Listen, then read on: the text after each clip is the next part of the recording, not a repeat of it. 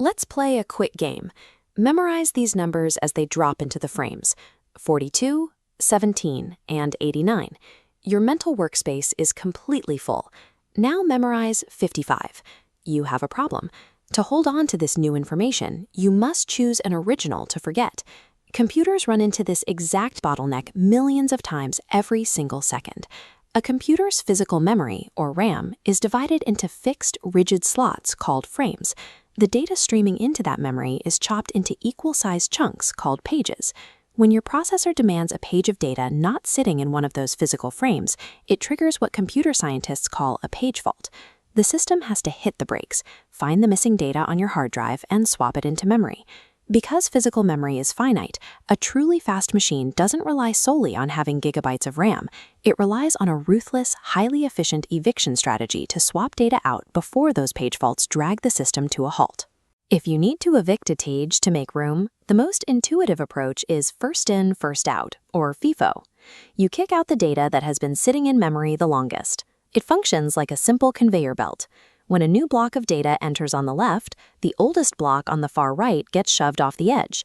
This requires very little processing overhead because the computer only has to track arrival times. But age is a terrible proxy for usefulness. That oldest page might be a core operating system file, or the very web browser you are actively using right now. Kicking it out guarantees an immediate, performance-killing page fault when you try to use it a split second later.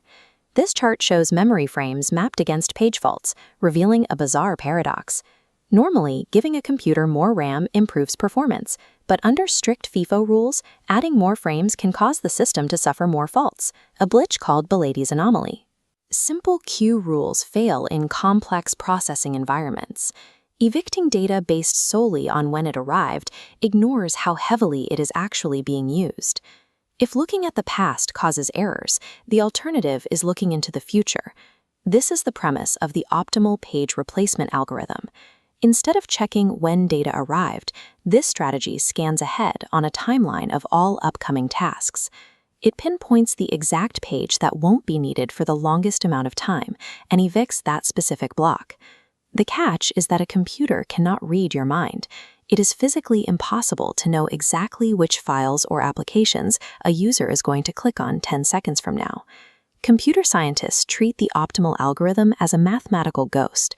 Nobody can actually build it, but they calculate its flawless performance metrics to create a benchmark. It exists purely as a grading scale for real-world code. Since we cannot peer into the perfect future, memory management requires us to engineer a pragmatic compromise in the present. We are trapped between a broken history method and an impossible future method. The system needs a bridge between the two. That bridge is LRU, or least recently used. It operates on a powerful assumption. What you did in the recent past accurately predicts what you will do in the near future. LRU attaches an invisible timestamp to every page. When your computer accesses a data block, its timer instantly resets to 0.